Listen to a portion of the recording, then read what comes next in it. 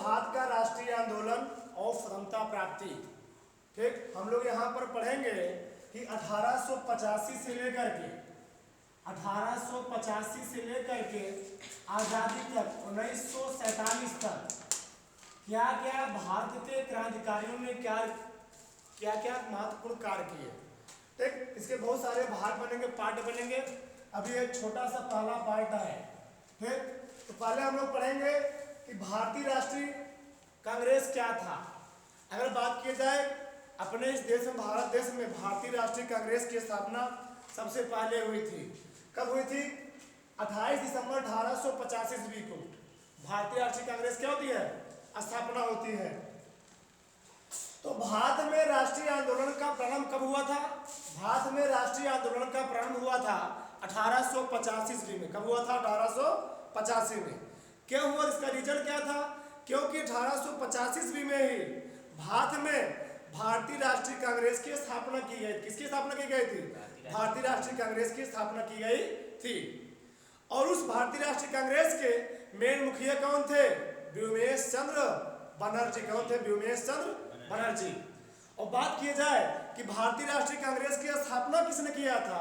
तो एओ ह्यूम ने। किसने किया था? एओ ह्यूम ने किया था। इसीलिए भारतीय राष्ट्रीय कांग्रेस का जनक किसको कहा जाता है? हम लोग जानते हैं भारतीय राष्ट्रीय कांग्रेस का जनक किसको कहा जाता है? एओ ह्यूम को कहा जाता है। क्योंकि इन्हीं ने ही क्या? इन्होंने ही भारतीय राष्ट्रीय कांग्रेस की स्थापना किया था। तो प्रश्न पूछा जाता है कि इसका प्रथम अधिवेशन कब हुआ था? भारतीय राष्ट्रीय कांग्रेस का प्रथम अधिवेशन कब हुआ था? ठीक, 28 दिसंबर 1885 ईस्वी को। कहां पर हुआ था? बॉम्बे में, बंबई में हुआ था। ठीक, गोकुलदास तेजपाल संस्कृत विश्वविद्यालय में, गोकुलदास तेजपाल संस्कृत विश्वविद्यालय में भारतीय राष्ट्रीय कांग्रेस का प्रथम अधिवेशन हुआ था। कब हुआ था? 28 दिसंबर सन 1885 ईस्वी को बंबई में। ठीक, उस विद्यालय का नाम क्या था? गोकुलदास तेजपाल संस्कृत विश्वविद्यालय। ठीक, इसके अध्यक्ष कौन थे? व्योमेश चंद्र बनर्जी। जो अधिवेशन हुआ था, जो बैठक हुआ, उस बैठक के अधिवेशन के अध्यक्ष कौन थे? व्योमेश चंद्र बनर्जी। कौन थे? व्योमेश चंद्र बनर्जी। और बात की जाए भारतीय राष्ट्रीय कांग्रेस के संस्थापक कौन थे? तो एओ ह्यूम। कौन थे? एओ ह्यूम थे। इसीलिए भारतीय राष्ट्रीय कांग्रेस का इनको जनक भी कहा जाता है। किसको? डॉक्टर एओ ह्यूम को। ठीक, आगे बात की जाए जो अपना भारत में जो क्रांतिकारी थे, इस देश में भारत में जो क्रांतिकारी थे, उनमें क्या होता है? दो भाग में बढ़ जाते हैं। वो लोग दो भागों में बढ़ जाते हैं। एक को हम लोग जानते हैं उदारवादी नेता, उसको हम लोग कहते हैं नरम दल के नेता। एक हम लोग कहते हैं क्या? गरमपंथी नेता या गरम दल के नेता कहते हैं। तो उदारवादी, कभी कभार पूछ लेता है ऑब्जेक्टिव प्रश्न में कि उदारवादी नेता कौन थे? छाटना है इसमें। ठीक, विकल्प को चयन करना है। तो आपको प्रश्न दे देगा उदारवादी नेता मतलब क्या होता है? नरम दल के नेता कौन कौन थे? तो पहले कौन थे? दादा भाई नौरोजी। तो दादा भाई नौरोजी क्या थे? उदारवादी नेता थे। क्या थे? नरम दल के नेता थे। ये बहुत बुजुर्ग व्यक्ति थे। ठीक, आगे सुरेंद्र नाथ बनर्जी। कौन थे? सुरेंद्र नाथ बनर्जी। आए कौन थे? गोपाल कृष्ण गोखले। आए कौन थे? पंडित मदन मोहन मालवीय। ये सब क्या थे? ये सब उदारवादी नेता थे। क्या थे? उदारवादी नेता थे, नरम दल के नेता थे। कौन कौन? दादा भाई नौरोजी, सुरेंद्र नाथ बनर्जी, गोपाल कृष्ण गोखले और पंडित मदन मोहन मालवीय। पंडित मदन मोहन मालवीय के प्रयास से ही बनारस में क्या होता है? बीएचयू की स्थापना होता है। बनारस हिंदू विश्वविद्यालय की क्या होता है? निर्माण होता है, राजरंग की आदि है। किसके प्रयास से? पंडित मदन मोहन मालवीय के ही प्रयास से। ठीक, आगे बात करते हैं नरम दल के नेता कौन थे? उग्रवादी नेता कौन थे? उग्रवादी नेता या गरम दल के नेता कौन थे? तो लाल बाल पाल। कौन थे? लाल बाल पाल। लाल मीन्स का लाल बहादुर शास्त्री, बाल मीन्स बाल गंगाधर तिलक और पाल मीन्स बिपिन चंद्र पाल। ये सब क्या थे? ये सब क्या थे? उग्रवादी नेता थे, गरम दल के नेता थे। ये कौन? लाल बाल पाल। आगे हम लोग पढ़ते हैं बंगाल का विभाजन। क्या? बंगाल का विभाजन। तो बंगाल का विभाजन जो था भारत में एक बहुत बड़ा मुद्दा था। क्या था उसमें? बहुत बड़ा मुद्दा था। उस समय मोहम्मद अली जिन्ना थे और मुस्लिम लीग की स्थापना होने जा रही होती है। उस समय क्या होता है, जो भारतीय थे, भारतीयों में उस समय दो पक्ष था, एक हिंदू समुदाय क्या था, मुस्लिम समुदाय। तो बहुत सारे नेता ये सोचते थे, जो मोहम्मद अली जिन्ना थे वो सोचते थे कि मुस्लिमों के लिए अलग क्यों चाहिए, अलग राजनीतिक दल होने चाहिए, अलग संस्थाएं होनी चाहिए, उनके लिए अलग स्कूल होने चाहिए, उनको भी चुनाव में पार्टिसिपेट करने के लिए स्थान मिलना चाहिए। ठीक, तो बहुत सारी योजनाएं थी। इसलिए क्या होता था, हिंदू और मुस्लिमों में बहुत ज्यादा क्या होता था, मन मुटाव रहता था, दंगे प्रसाद होते थे। इसलिए क्या किया जाता है, योजना बनाई जाती है कि बंगाल का विभाजन किया जाए, अर्थात वहां से बंगाल में से, पश्चिम बंगाल में से क्या किया जाए, वहां से हिंदुओं को अलग कर दिया जाए और मुस्लिमों को अलग करके एक प्रांत बनाया जाए। लेकिन सफल नहीं होता है। आइए हम लोग थोड़ा समझते हैं यहाँ पर। तो बंगाल का विभाजन मुख्य रूप से कब हुआ था, 16 अगस्त 1905 को प्रभावी हुआ था। तो समझते कैसे हुआ। तो लॉर्ड कर्जन ने 20 जुलाई 1905 ईस्वी को बंगाल विभाजन का ऐलान किया। कब किया? लॉर्ड कर्जन ने। पूछा था कि बंगाल विभाजन किसने किया था, तो लॉर्ड कर्जन ने। किस गवर्नर शासन काल में हुआ था, तो लॉर्ड कर्जन के शासन काल में हुआ था। तो लॉर्ड कर्जन ने 20 जुलाई 1905 ईस्वी को बंगाल विभाजन का ऐलान किया। फिर क्या होता है, जो 16 अगस्त 1905 ईस्वी को क्या होता है, प्रभावी होता है। प्रभावी मींस बंगाल विभाजन के लिए क्या होता है, एकदम तैयार हो जाता है। उस दिन क्या होता है, पूरे संपूर्ण बंगाल में शोक दिवस मनाया जाता है। क्या मनाया जाता है, शोक दिवस। तो कहा जाता है कि बंगाल में शोक दिवस कब मनाया गया था, तो बंगाल में शोक दिवस कब मनाया गया था, 16 अगस्त 1905 को। क्यों मनाया गया था, क्योंकि उसी दिन ही बंगाल का विभाजन हुआ था। ठीक, अब इसका मेन टारगेट क्या था, मेन उद्देश्य क्या था, बंगाल विभाजन करने का मेन टारगेट क्या था।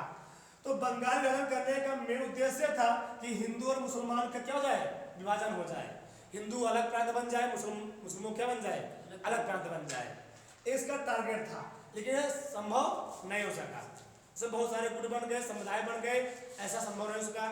ठीक, फिर क्या होता है, 1911 में, कब 1911 में दिल्ली दरबार में क्या होता है, दिल्ली दरबार का भव्य आयोजन होता है।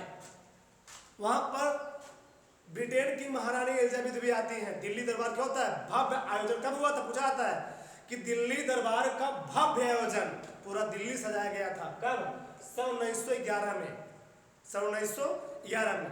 तो दिल्ली दरबार का भव्य आयोजन होता है। तो 1911 से पहले जो भारत की राजधानी थी वो क्या थी, कोलकाता थी। क्या थी, कोलकाता थी। फिर क्या होता है, दिल्ली दरबार के समय उस कोलकाता राजधानी को रद्द करके कहां बनाया जाता है, दिल्ली, भारत की राजधानी क्या बनाया जाता है, दिल्ली बनाया जाता है। ठीक, तो बंगाल विभाजन को रद्द करके, बंगाल विभाजन रद्द कर दिया गया, उसको कैंसिल कर दिया गया, इनको अलग नहीं किया जाएगा। तो बंगाल विभाजन को रद्द करके राजधानी को, जो भारत की राजधानी थी कोलकाता, उस राजधानी को दिल्ली स्थानांतरित कर दिया गया, दिल्ली स्थानांतरित कर दिया गया। तो कहा जाता है कि दिल्ली भारत की राजधानी किस समय बनी थी, तो 1 अप्रैल 1912 को, 1 अप्रैल 1912 को दिल्ली भारत की राजधानी बनी थी। पूछा जाता है बहुत ज्यादा प्रश्न में कि दिल्ली भारत की राजधानी कब बनी थी, तो 1 अप्रैल 1912 को। स्थानांतरित कब किया गया था, ट्रांसफर कब किया गया था, 1911 को। और बना कब था, 1 अप्रैल 1912 को दिल्ली भारत की राजधानी बनी थी। फिर क्या होता है, पूछा जाता है कि बंगाल विभाजन के समय बंगाल का गवर्नर कौन था। जब बंगाल विभाजन हुआ था उस समय बंगाल गवर्नर कौन था, एंड्रयूज एंडरसन। कौन था, एंड्रयूज एंडरसन था। ठीक, आगे हम लोग पढ़ते हैं मुस्लिम लीग की स्थापना। मुस्लिम लीग की स्थापना, तो मुस्लिम लीग की स्थापना कब होता है, 30 दिसंबर 1906 ईस्वी। कब होता है, 30 दिसंबर 1906 ईस्वी को।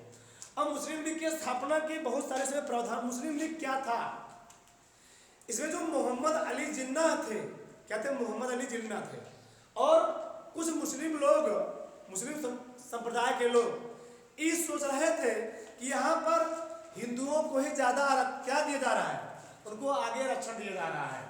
तो क्या होता है, हिंदू और मुस्लिमों में एक बहुत बड़ा क्या होता है, समुदाय छिड़ जाता है। और मुस्लिम लोग क्या करते हैं, मुस्लिम लोग मोहम्मद अली जिन्ना के साथ मिल करके क्या होता है, वहां पर एक बहुत बड़ा मीटिंग होता है। और मीटिंग में ये बात कहा जाता है, मोहम्मद अली जिन्ना से ये बात कहा जाता है कि मुस्लिमों के लिए एक अलग बहुत सारे कानून होने चाहिए। अब कानून क्या होना चाहिए, फिर अभी हम लोग पढ़े आगे 1 अक्टूबर 1926 को 1 अक्टूबर 1926 को आगा खां के नेतृत्व में लॉर्ड मिंटो से मिलकर प्रथम निर्वाचन व्यवस्था की मांग की गई। तो आगा खां के नेतृत्व में लॉर्ड मिंटो से मिलकर के प्रथम निर्वाचन व्यवस्था की मांग की गई। इसमें मुस्लिम लीग में मांग क्या क्या की गई थी। पहला मांग ये था कि मुस्लिमों को जो सरकारी नौकरी मिल रही है, उन सरकारी नौकरियों में जिस प्रकार से हिंदुओं को जिस अनुपात में हिंदुओं को अनुपात में वहां पर उनको सरकारी नौकरियां मिल रही है, उसी अनुपात में मुस्लिमों को भी सरकारी नौकरियों में भर्ती करने क्या होना चाहिए, आरक्षण प्राप्त होना चाहिए, सुविधा प्राप्त होनी चाहिए। ठीक, तो वही कहा गया मुस्लिमों को सरकारी सेवाओं में उचित अनुपात मिलना चाहिए, ये मांग रखा गया इसमें मुस्लिम लीग में। और क्या रखा गया, हाई कोर्ट और सुप्रीम कोर्ट में, हाई कोर्ट और सुप्रीम कोर्ट में भारत के जितने भी राज्यों में प्रांतों में जितने भी हाई कोर्ट है और जो दिल्ली में सुप्रीम कोर्ट है, उन सभी हाई कोर्ट या सुप्रीम कोर्ट में क्या किया जाए, उन सुप्रीम कोर्ट हाई कोर्टों में मुस्लिमों को न्यायाधीश बनाया जाना चाहिए। ठीक, उसमें मुस्लिम भी क्या होना चाहिए, न्यायाधीश होना चाहिए, जज होने चाहिए। ये सब मांगे रखी गई। अगला क्या था, मुस्लिम विश्वविद्यालय की स्थापना किए जाए, मुस्लिम विश्वविद्यालय की स्थापना की जाए। ठीक, मुस्लिम विश्वविद्यालय का स्थापना किया जाएगा। जो कुछ लोग हैं मुस्लिम वर्ग के लोग हैं, उनका स्कूल अलग रहेगा, विद्यालय अलग रहेगा, तो लोग जाके अलग से पढ़ेंगे, बहुत सारे क्या होंगे, दंगे फसाद नहीं होंगे। ये सब सारे मांगे रखे गए। और ये मांगे क्या होती है, ये मांगे सब पूरी होती है। क्या होती है, ये मांगे भारतीय परिषद अधिनियम की तहत क्या होती है, भारतीय परिषद अधिनियम 1909 के तहत क्या होती है, ये सभी मांगे पूरी होती हैं। क्या होती है, पूरी होती हैं। मोहम्मद अली जिन्ना के नेतृत्व में ये सभी मांगे क्या होती हैं, सभी मांगे पूरी होती हैं। ठीक, तो 30 दिसंबर 1926 को ढाका में, कहां पर, ढाका में, बांग्लादेश की राजधानी है ढाका, आयोजित एक बैठक में मुस्लिम लीग क्या होती है, स्थापना होती है। क्या होती है, स्थापना होती है। उस स्थापना में सभी मांग को पूरी करने क्या किया जाता है, ऐलान किया जाता है कि आपकी सभी मांगे क्या होंगी, पूरी होंगी।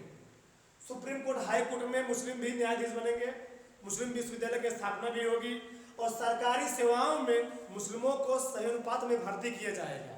ये सभी मांग वहां पर क्या होगा, पूरे रखने का प्रण लिया गया। फिर क्या होता है, पूछा जाता है कि मुस्लिम लीग का मुख्यालय कहां पर था उस समय। उस समय मुस्लिम लीग का जो मुख्यालय था वह कहां पर था, लखनऊ में था। और इसके प्रमुख अध्यक्ष कौन थे, आगा खां थे। कौन थे, आगा खां थे। तो पूछा जाएगा कि मुस्लिम लीग का मुख्यालय कहां था, लखनऊ में था, और उसके प्रमुख अध्यक्ष कौन थे, तो आगा खां थे। कौन थे, आगा खां। जय हिंद, जय भारत।